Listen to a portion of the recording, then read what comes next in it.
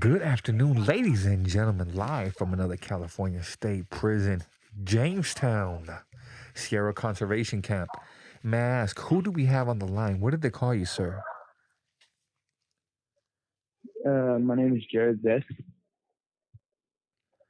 Jared, what are you incarcerated for and how long is your sentence? I'm currently serving 11 years for voluntary manslaughter. Where are you from out here on the streets?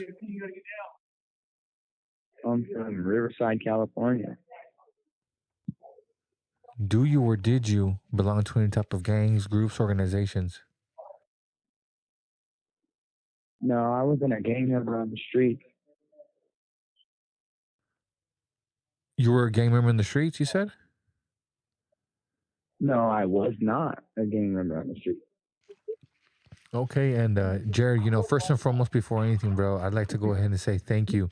Thank you so much for allowing me the opportunity to be able to share your story. I know it's not an easy thing to be able to open up publicly the way you're doing so. I just want you to know it's an open platform. You can say whatever you want. You can, basically talk about whatever you feel like. The only thing that will be edited out is cuss words. So just know that, all right? Okay, sounds good. Thank you. Well, when I was 3 months old, my biological mother took me to my aunt and uncles on my dad's side for them to babysit me while she went to the store, and she never came back. I grew up with my grandparents. They ended up adopting me when I was a baby because my real mom never came back, and my real dad, he was smoking. So he couldn't take care of me, So they stepped up to the plate and they provided me with the best life that they possibly could. I had a good roof over my head, a positive figure to look up to, but at the end of the day, I still had problems. Like, to this day, I still have problems trusting women because of my real mom dropping me off and never coming back for me. And then I grew up with a doping dad, so seeing that every day, it was kind of like flawed my mindset. It was hard growing up seeing him in that mind state and seeing him be there, but not really having him there because he was under the influence of crystal. So I have my grandparents to look up to, but at the end of the day, I still do that. And that's my dad right there, and I have to see him like this. Like it kind of messes with me. But my grandparents, they tried to give me the best that they could. I had dirt bikes, I had everything I could ever ask for, but the only thing I wanted I could never have, and that was my dad just to be off drugs and be in my life. Before this unfortunate incident, was there anything in your life that you remember that you did wrong? Something significant that you remember feeling probably even guilty of because you knew that it was wrong? Um, I started playing with guns a lot after I graduated high school. I was going to the Marine Corps, so I bought a gun. I didn't want to be the only guy that didn't know anything about guns. So I started playing with guns, and I never really had it out. I only took it out to go shooting, and then I put it right back away. But I grew up hanging out with my uncle that's only 7 months older than me, and he also carried a gun. And we started going to parties a lot and drinking more than we should have, and alcohol and guns never mix hand in hand. There's been times where we'd be at a party and I would hear gunshots and I'd tell all my friends, hey, wait in the back, let me go see what happened. And one time we were at a party in Riverside and that happened, and I went out front and there was a dude leaking out on the ground, and I just went back and told everybody like, oh, it's all good.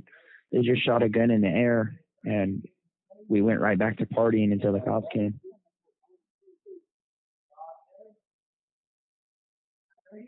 And, just seeing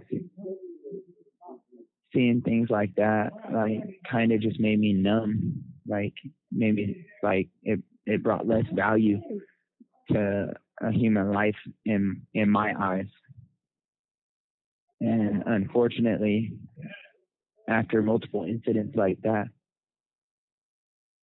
me and my uncle went to a party in Marina Valley, and somebody asked us to pick up a bottle. And whenever they asked us to pick up the bottle, we said no, we didn't break the bottle, so we're not going to pick it up. And after that, somebody was like, all right, well, if you're not going to pick it up, let's go out front for a one-on-one. So we were walking out to the front, and we got pushed down to the ground. And then we stood up, and whenever we stood up, we just started, like, they just started fighting with us. So we started fighting back. We ended up getting jumped by like 5 people, me and my uncle, and we were both 18 at the time. And these big dudes were jumping us, so, we fought back to the best of our abilities. And then whenever we got out of whenever we broke loose from getting jumped, we ran to the car and jumped in the car and went back home. Well, whenever we got home, we got the backpack that had all the guns in it, and we went back. And I was so drunk and so out of it and so angry that I wasn't really thinking. And after we got back to the party, I seen a couple of my homeboys that were right there, and I just told them, like, hey man, like, you guys need to stay out here. My uncle went back into the house, or the backyard of the house, and he got the guy to come out by telling him that I was out front waiting for him to fight again. And whenever they came back out front, another kid that was 18 years old. So me, my uncle, and the victim were all 18 years old. As he was luring him out to the back, to the front of the house, he turned around and he shot him 3 times. And whenever I heard those gunshots, I aired the party out because my friend was fighting in the street. And we all needed to leave and go back to the car. So then I see my uncle come running by. This call and your telephone number will be monitored and recorded. I ran and jumped into the car with him, and we got in the car and we're headed out on the freeway. And it's like 2 a.m. Like, we're both starting to, like, feel the after effects of drinking all night. We both got beat up, and we're just cruising on the way home. And he's like, bro, like, I shot him. And I, nah, and that was really all that was said. And like, at the time, I'm not thinking, like, oh man, like, this, I thought he was just kidding. I was like, this wasn't serious, And so we cruise home, we grab Jack in the Box, and we go down the street to the house and eat our food, shower, and then we go to sleep. Well, the next night, I get a phone call saying he was arrested for murder and that I had to come in for questioning. So I went down there. They tried to question me. I told them I didn't know. Told them I didn't know anything. And then they went and searched my house. And the homicide investigators searched my house. And they took, like, the box for a Ruger 380. They took a standard 10-round magazine for my Glock 19. They took a few casings off my dresser, and then they took some paperwork and let me go. They let me stay at my house. Well, 3 days later, they called me in to pick up my cell phone, and I didn't even think twice about it. So I went in to pick up my phone, and they arrested me for first-degree murder. You have 60 seconds remaining. So, yeah, they had left. So they arrest you, and would you be able to tell me how they arrested you, how that made you feel right then and that point, and who was the first person that you called? Who was the first person that you called and you notified and you let them know that, hey, I just got arrested for murder? Well, so my mom and dad and I, we were all at an attorney's office interviewing an attorney just to be sure, because like, all right, my uncle just got busted for this murder. I was there, so for sure I'm going to go interview an attorney before I go to prison, like before I potentially get in jail for this. And as I'm walking out of the attorney's office, my mom gets a phone call from the master investigator of the Moreno Valley Homicide Unit. So I run back into the office and I put the phone on speaker and mute. And I'm letting the attorney hear everything the investigator's stating. And the attorney's like, go ahead and tell him you'll come down there to pick up your phone, but you're not going to answer any questions. So I tell him, and he's like, all right, well, you just tell me what time you're going to come down. They played it off good. They made it seem like I wasn't going to go to jail. The investigator swore up and down that I wasn't going to go to prison. I was just going to grab my phone and leave. And I get there, and I go into the office of the River Valley Police Station, and I'm like, hey, my name is Jared Zesk. I'm here to pick up my phone from investigator so-and-so.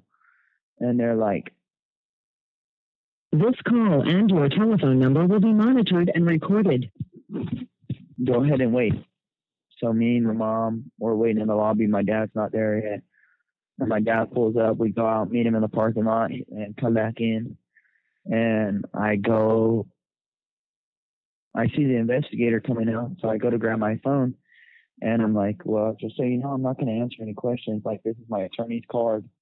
And that's whenever he says, all right, well, go ahead and throw your cup away. And I was like, what do you mean? He was like, go ahead and throw it away. So I threw it away. And he was like, go ahead and put your hands behind your back. You're being arrested. You're under arrest. And I was like, what? And he was like, yeah, you're under arrest. And I was like, he had promised me, and I know it sounds stupid, but like he promised me, like I was raised on, if you give somebody your word, that's what it is. So I felt so betrayed that this person of power had promised me that I was going to be able to be with my family, like walk out of that place. So I was talking crap to him, of course, like I'm upset. I let my emotions get the best of me. And I was like, man, like, I'm going to bail out tonight. And he was like, well, just so you know, you're being arrested for first-degree murder. The bail starts at $1 million for that. And I was like, oh, no. So I had my mom and dad sat in the office of that place and watched me get arrested for murder. And then they put me in this office and they kept asking me questions. And I was like, man, I already told you guys, like, my anything has changed. Like, I can't tell you guys about something I didn't see. This and that. And they made me sit there for a few hours. I told them they tried to question me again. And I told them, I was like, I can use my lawyer's information. Like, I'm asking me questions without my lawyer. And of course, I didn't say any such nice words, I was upset. But they ended up putting me in handcuffs or ankle cuffs. So I already had my handcuffs on. They ended up shackling my ankles. And I'll tell you what, that first time where you have to pee in front of somebody, it's not cool. That's the worst. Whenever I asked him, like, hey, man, I have to use the restroom. And I went to the bathroom, and he made me pee with the door stand open while he stared at me. That was the most humiliating thing in my life. Like, it was horrible. So then a couple hours pass, and they take me downtown Riverside and put me in booking. I go through that process. I'm in an intake cell, and I call my mom, and she's just bawling her eyes out. And to be honest with you, I'm like, man, there's no way this is really happening. So my mom's bawling her eyes out, and I'm like, man, Mom, this is crazy. Like, it was just too crazy. It was too crazy to be real, in my opinion. Like at the time, you know. So I'm sitting there in just utter disbelief. Like my mom's crying, my dad's like, "What the heck, dude?" I'm like too shocked. Like looking back now, I probably should have been crying too, but I was just too shocked. I thought it was like some beyond scared straight kind of joke or something. You know what I mean? It was just like, whoa, there's no way this is happening right now. And I stayed in a holding cell all night. And finally, the next afternoon, at like 3 o'clock in the afternoon, they transferred us to Southwest in Marietta, and I was housed. And I called my mom from the cell, and I was like, dude, what is going on? And she just read me everything that was online, and it was just like, wow. I had court the next day. She had already put me in my books and everything so that I could get food. And that was just the start of a long journey. But Mom's been there the whole time. So of course, like most people, the $1 million bail is out of the question, right? Yeah, it was the hardest thing is, so my bill was $1 million, and me and my uncle are cases together. So my lawyer's like, all right, we're not going to have a bail hearing because they're just going to take your bail away, or they're going to raise your bail. Well, my uncle still went through with his bail hearing, and since he had one, I had to have one too. So they raised his bail from $1 million to $2.2 million or $2 million, I don't remember. And they raised my bail from $1 million to $1.1 million. So the toughest situation with that is they want $1 million in collateral, and then they want like a $20,000 down payment. And let's be real here, normal people, we don't have $1 million in collateral. I mean, my parents are 66 years old, and they don't have any sort of near that. So that was the hardest thing for me. Was I would rather they just taken my bail, because we were a little more than halfway with the collateral, and it was just like, it was so close. It was like you could almost touch it, but you couldn't grab it, being able to bail out. And I was 18 years old fighting 40 pounds to life for murder. And then a few months in, they tried to file special circumstance allegations against me and my uncle for a hate crime, and it wasn't even like that. So then, whenever they tried to file those special circumstance allegations, that brought in the possibility of a death penalty. So This call and your telephone number will be monitored and recorded. I'm 18 years old fighting all this time with this possibility of the special circumstance allegation, and it's just like, whoa. Like, and my parents are like, oh, like the lawyer's saying like it's a weak case, like just keep hanging in there, let's see what happens at this next court date, Well, finally 6 months comes around, and I go to my preliminary, 6 to 8 months or something like that, and I go to my preliminary hearing, and they bound me over. So at a preliminary hearing, it's either they have enough evidence to proceed to trial, or they have to dismiss your case. Well, they bounded me over, saying they had enough evidence to try me for murder. And that's when I told my parents, like, look, like, I get you guys want to see what's going on at these court dates, but this is real. I'm going to be here for at least a year and a half. And I had been telling them that, but finally after that 6 to 8 months, and they bounded me over, they finally understood, like, man, he's going to be in there for a long time. And with this COVID, I went on a COVID lockdown, so I'm 18 years old, a month into my term, and I'm getting out 15 minutes maybe every other day. I've never been away from my family for more than a weekend. Now I'm not being able to talk to them for a day, 2 days at a time. Like, it was hard. It's hard on my family, hard on my friends. Like, it was hard on everybody. And it doesn't just affect it. Like, what I failed to realize is that my actions don't just affect myself, it affects my family and those around us.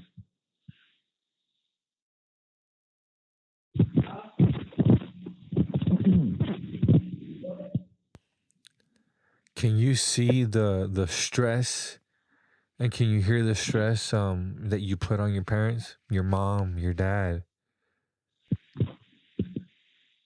Yeah, I mean, even to this day, I've been down for 4 years now. 4 years in 4 years in about 1 month.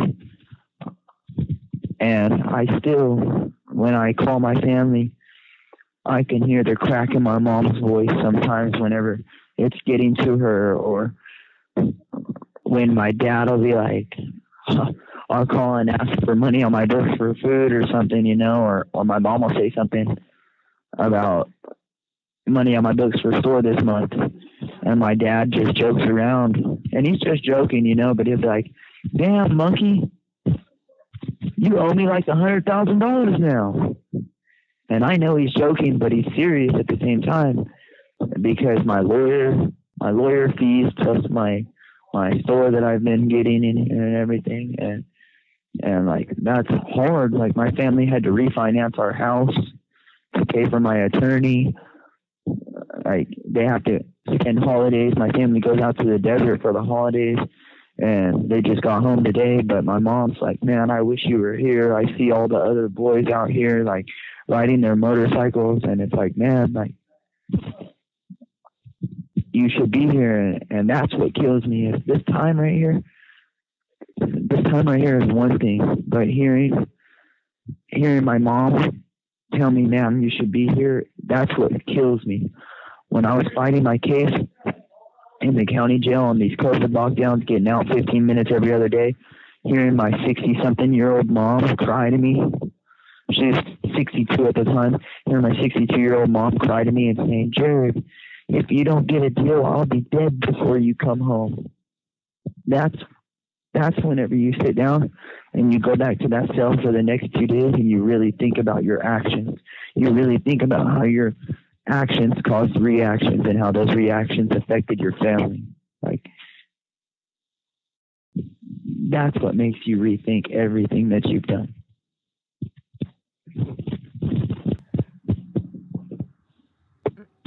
So ultimately, what did they end up sentencing you to? And how much time did your uncle get?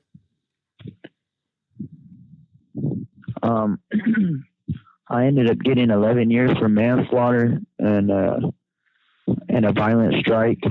They said I could take 11 years with one strike, or 9 years with 2 strikes, but I was 20 years old whenever I took my deal. I couldn't afford to have 2 strikes, because anything that would happen would give me life. So I ended up taking the 11 with 1 strike, and my uncle was just sentenced. You have 60 seconds remaining. He was just sentenced to life without parole. And now he's appealing it. So your uncle ended up getting a life sentence without the possibility of parole? Yes, sir. He's currently in the process of trying to appeal it. Did you end up having to testify against your uncle? No, they pulled me out to court January 25th of this past year, and whenever they pulled me down there, I was like, man, is this for my resentencing or what? And the staff at the county jail were like, no, don't say anything, but you're down here as a material witness. So whenever they put me in the courtroom, I said, hey, I just want to make this known on record that I'm not testifying against him. Like, that's my family right there, and I have to go back to prison. Like, I can't do that. So they held me down there for 5 months. going back and forth to court on dry runs. Man, I was married. I was married to somebody that I met from one of my buddies on the streets. We ended up getting a divorce because we missed our family visit date, and just all the stress of being with somebody that's in prison and me taking my anger out on the wrong places. We ended up getting a divorce. So not only did I have to go back to the county jail and go and deal with that stress of them trying to get me to testify against my uncle, but then I had the stress piled on top of that of having to get a divorce now. And it was just a messed up 5 months. Who was the victim? What was his name and how old was he? His name was Masai Cole, and he was 18 years old. Did you have to listen to the victim's impact statements? And how did that make you feel? Yes. Sitting in the courtroom while the victim's stepmom and father gave a statement, you feel the emotion. And I was I was trying to look at them so that I could show them that I was acknowledging what they had to say, because at the end of the day, I'm sorry that they don't have their son anymore. You know, I truly am. Maybe if we weren't drunk that night, we would have been able. This call and your telephone number will be monitored and recorded. Be able to have that cognitive intervention to where, oh, maybe this is a bad idea. But as I was looking at him, the dad fussed at me and told me not to look at him. So I just had to face forward towards the judge and continue listening to what they had to say. And the worst part about it is hearing them talk about how it affects them in their day-to-day life. And of course, they're going to say things about you, like they said things about me that weren't true, that my parents raised me to hate their son because of the way he looks and stuff. And there's not a racist bone in my family, but they tried to make it out to be like that. And hearing that emotion coming from them, even though there was things they were saying about me, like the 18-year-old me would have been upset that they were saying things about me. But at 20 years old, having been in prison for 2.5 years, or in county jail for 2.5 years, it hardened me, but it also softened my heart, because I have more of an emotional connection, because now I know what it's like to be without. Now I know what it's like to be away from my family. Like, I've lost my best friend since I've been in here. I've lost so many family members that have passed away since I've been in here. One of my childhood best friends killed himself since I've been in here. Like, I have to deal with those things every single day, knowing like I made a decision to go out that night instead of being at home with my family. So those things allowed me to have more of a emotional understanding. So when they're telling me these things about how it's affecting it affects their lives and their family and friends' lives, like it was really like, it hurt, because it's like, man, if I'd have just been sober that night, maybe I'd have been able to, oh, hey, this is probably not a good idea, you know? But that's something I have to live with for the rest of my life. What has been the hardest thing for you, since you've been in prison?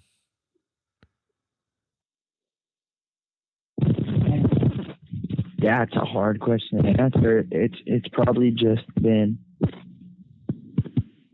I mean, it could be a couple of things. For me, it'd have to be like it had to be the county jail, fighting life and just trying to maintain a positive mindset, knowing like, man, there's a very good chance that I'm never going to go home again. And then having to get on the phone with my mom and my dad and my family and my friends and say, hey, look, everything's going to be all right. And I had to sell them this story, telling, hey, look, I had to make my mom and dad believe that everything was really going to be all right when I'm sitting in my cell not knowing if everything's going to really be all right. But I put it in God's hands. I went to a Christian school from 2nd to 6th grade, and everybody comes to jail and finds religion. You know, I've been a Christian my whole life. As I got older, I kind of strayed away from the path, and I just started reading the Bible again with my cellie when I first caught my case, and I had to let Jesus take the wheel because it was out of my hands. Whatever was going to happen was going to happen, and that was in God's plans. And I had to explain that to my mom, like, hey, Mom, like, whether it's God's plan for me to go home or to go to prison, it's his plan. No amount of stress or worry or heartache is going to change his plan.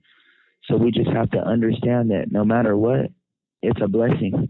As long as I get to pick up the phone and hear your voice and you get to hear mine, we have to be grateful for that because that's more than some have.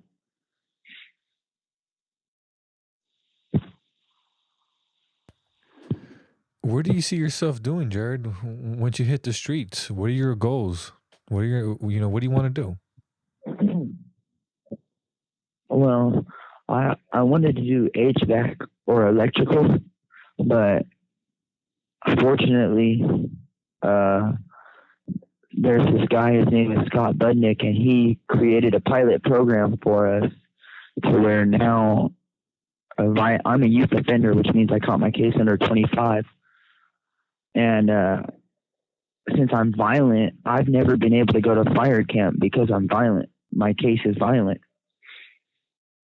But Scott Budnick created this pilot program that I'm in, and I used to be on VSP, Valley State Prison, but they transferred me over here for this program to where now the warden at my last prison and the warden at this prison have signed off for me to go to fire camp with a violent case, a violent crime. So now I've been blessed with this opportunity. I'm training to become a firefighter right now. I'm in physical fitness training. It starts back up again on Monday. And after I graduate physical fitness training in 2 weeks, I go on to firefighter training. And about by the middle of February, I'll be up in Growlersburg Conservation Camp in Georgetown, California, and I'll be an inmate firefighter. So now whenever I get out, I would really like to pursue a career as a Cal Fire firefighter, but in the Forest Service because I love being outside. Yeah, and shout out to Scott Busnick for doing all the positive things that he's doing, and you can most definitely achieve that, my friend. You can achieve anything that you set your mind to.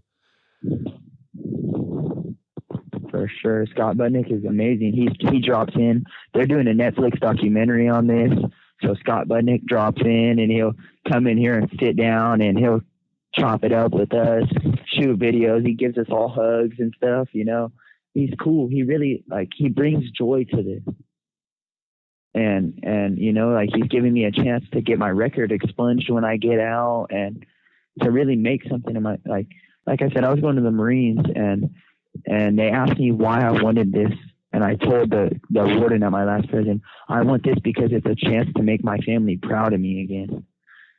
And that's the truth. I'm just so grateful to have an opportunity to make something of myself on my own when I get out of prison. What advice would you give to somebody out there who's kind of living on the edge, who perhaps is hanging around some wrong influences? You know, you can see how easy it is to throw your whole life away at the blink of an eye. What would you tell that person? Man, the best thing that I could say is you really have to watch who you put your trust in, because you never know what could happen. Like, if it doesn't matter, it could be your best friend that you grew up with, it could be your family member, it could be anybody. But at the end of the day, you only know yourself. You can't ever predict another man or woman's action. So if there's anything that I hope that somebody takes from this is if you feel like you're angry or upset or frustrated, try to take a few seconds to really stop and think about what is this action and what are going to be the reactions of this action, because we don't think of it at the time, but everything we do, whether it's throwing a piece of trash on the ground or hitting somebody, it affects the next person in some way, shape, or form. And that's what we fail to realize on the streets. Is the best example I could say is me coming to prison didn't just affect me. It affected my mom. It affected the victim's mom. It affected the victim's friends, my friends. It affected my children that I'm going to have someday. I don't have any kids now, but whenever I do have children, it's going to affect them, because I didn't get to go to the military and I didn't get to get this. I'm not going to have the career and the life and everything that I planned. I have to replan that. So just really think about what's going to happen if you guys do something, because that could be the difference between you being at home or being in prison. Because if I'd have thought about what was going to happen, if I'd have really sat down, if I'd have just taken 30 seconds that night to think about, man, where's this going to go? I would have stayed home. And if I would have been at home and I'd have never went to that party in the first place, I wouldn't be in this position. I'd be sitting in the Marine somewhere right now, probably in Hawaii or something, living large. But now I'm sitting here in a prison with broken windows and busted walls and a metal rack to sleep on. Thankful that I have a double mattress. Like the best thing I could say is spend more time at home figuring out how you could make yourself the best version of yourself.